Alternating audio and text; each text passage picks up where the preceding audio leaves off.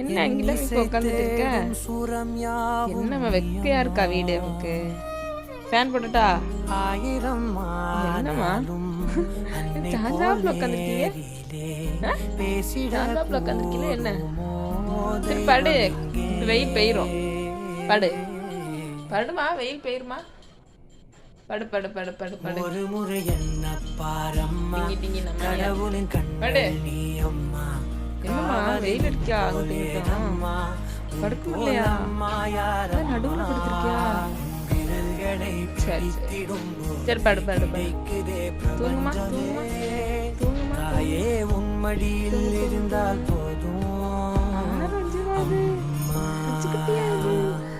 ஒரு முறை என்ன பாரம்மா தாயே.